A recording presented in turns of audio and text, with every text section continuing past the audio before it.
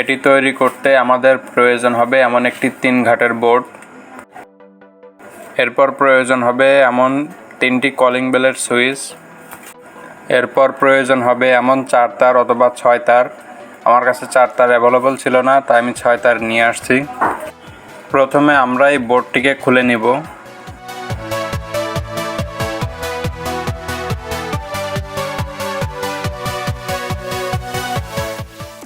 এবার কলিং বেলের যে সুইচগুলো আছে, সুইচের যে স্ক্রুগুলো আছে, স্ক্রুগুলো দিয়ে বোর্ডে আমরা সুন্দরভাবে স্ক্রুগুলো ফিটিং করে নিব।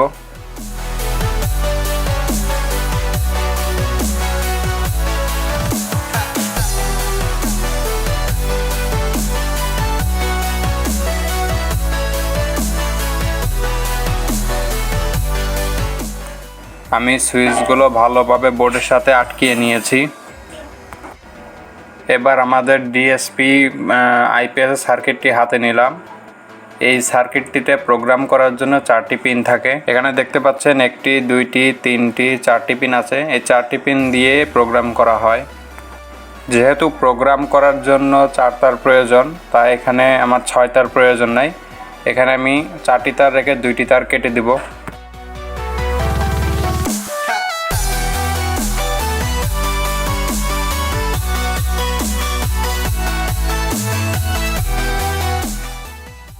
এই পাশে আমরা যে কোনো কালারের কলম দিয়ে মার্ক করে নেব। এটি হলো আমাদের কমন টার্মিনাল। কমন প্রান্তটি আমি ঘষে মার্ক করে নিলাম। আমি যেভাবে সার্কিটটিতে ঢুকিয়ে নিয়েছি, আপনারাও এভাবে প্রবেশ করিয়ে নেবেন।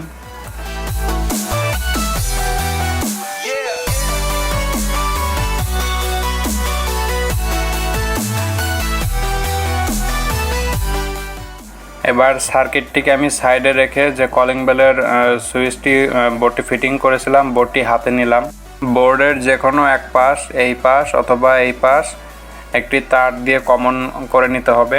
অনেকটি তার নিলাম। এই তারটি উপরে কভার ছিলে পুরো তারটি আমরা প্রবেশ করিয়ে এই জায়গাটি আমরা যে কোনো এক পাশ কমন করে নিব। এভাবে আমার মতো আপনারাও লাগিয়ে নেবেন।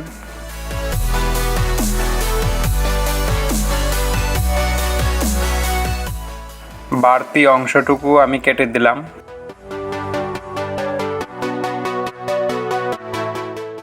এবার সার্কিটের মার্ক করা অংশের যে তারটি রয়েছে, এটি আমি যে কমন তার আছে, কমন তারের যে কোনো এক পাশে সংযোগ করব।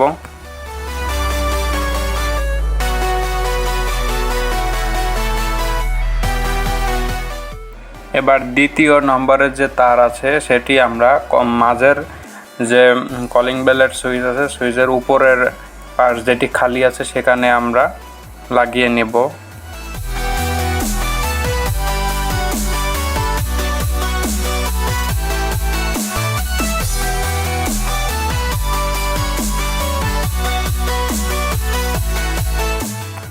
এবার বাকি যে 2টি তার আছে, 2টি তার দুই পাশের সুইচে যে কোনো দুই পাশে 2টি লাগালেই হয়ে যাবে।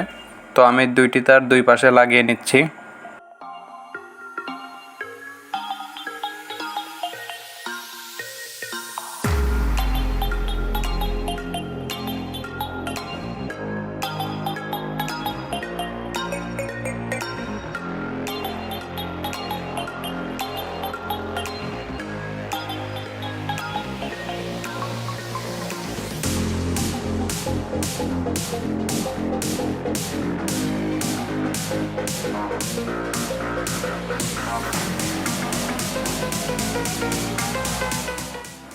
দুইটি তার আমি দুই পাশে সুন্দরভাবে আটকে নিলাম। এবার আমার যে বোর্ডটি আছে, বোর্ডটি আমি সুন্দরভাবে সম্পূর্ণ স্ক্রু দিয়ে আটকে ভালোভাবে ফিটিং করে নেব, যাতে তারে কোনো টান না লাগে।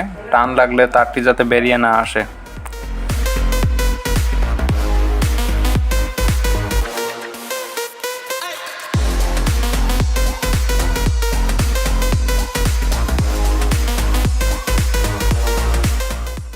এবার তারটিকে আমরা আবারও সার্কিটে ঢুকিয়ে নিলাম। এবার সার্কিটটি টেস্ট করতে হবে।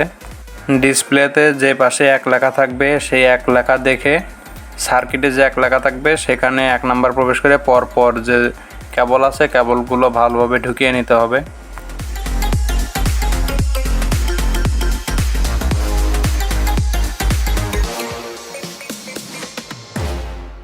এবার এমন একটি কেবল নিলাম, সেই সাথে আমাদের প্রয়োজন হবে এমন একটি ব্যাটারির। এই লাল তারটি হলো আমাদের প্লাস এবং কালোটি হলো মাইনাস। এটিকে আমি ব্যাটারি মাইনাসে লাগালাম। সার্কিটের হিটসিঙ্ক যেটি দেখতে পাচ্ছেন 78 এখানে আমি কালোটি লাগালাম। এবার কিবোর্ডের মাঝের যে সুইচ আছে, যেটি হলো আমাদের মেইন, এই মেইনের টিপ দিয়ে ধরে রেখে আমাদের যে বড় হিটসিঙ্ক রয়েছে প্লাস যেটি, সেটিতে আমরা ব্যাটারি কানেকশন করব। দেখতে পাচ্ছেন আমার ডিসপ্লেতে আলো চলে এসেছে। দেখতে পাচ্ছেন ইন্টার সেটআপ লেখা আসছে। যদি সেটআপ অপশনে যেতে চাই তাহলে এই সুইচটিতে টিপ দিতে হবে। ওয়াই অপশন আসার পরে এবার আমি মাঝের সুইচটিতে অন করে সেটআপে চলে যাব। আমি সার্কিটের ফাংশনের মধ্যে প্রবেশ করে গেছি।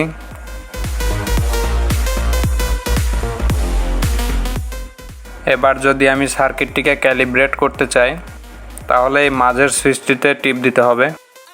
যদি ব্যাটারি ভোল্টেজ ঠিক করতে চাই তাহলে মাঝের সুইচটিতে টিপ দিয়ে ব্যাটারি ভোল্টেজে চলে যাব।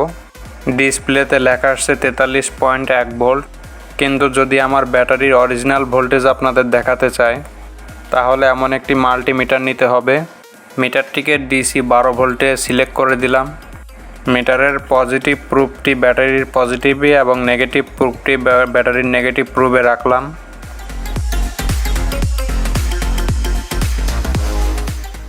দেখুন ব্যাটারিতে ভোল্টেজ আছে 12.18 ভোল্ট, কিন্তু ডিসপ্লেতে দেখাচ্ছে 43.1 ভোল্ট। ব্যাটারির ভোল্টেজটিকে ঠিক করার জন্য এই পাশে যে সুইচ আছে এটি দিয়ে আমি ব্যাটারি ভোল্টেজ কমাবো। দেখতে পাচ্ছেন এভাবে টিপে ধরে রাখার পর আমার ব্যাটারি ভোল্টেজটি ধীরে ধীরে কমে যাচ্ছে। এবার এই পাশের সুইচটি টিপে দেখি ভোল্টেজ বাড়ে কিনা। দেখতে পাচ্ছেন এই সুইচটি টিপে ধরে রাখলে ব্যাটারি ভোল্টেজটি বৃদ্ধি পেতে থাকতেছে। যেহেতু আমার কিবোর্ডটি ভালো মতো কাজ করছে তাই আমার আর দেখার কোনো প্রয়োজন নেই। এবার আমি ফাংশন থেকে বেরিয়ে যাব। এভাবেই আপনারা কম সময়ের মধ্যে তৈরি করতে পারেন এমন একটি ডিএসপি প্রোগ্রামিং কিবোর্ড। অত্যন্ত সহজভাবে বোঝানোর চেষ্টা করেছি। যদি ভিডিওটি দেখে আপনারা নিজেরাও তৈরি করতে পারেন তাহলে অবশ্যই একটি লাইক এবং সাবস্ক্রাইব করে দিবেন। ধন্যবাদ সকলকে। আসসালামু আলাইকুম।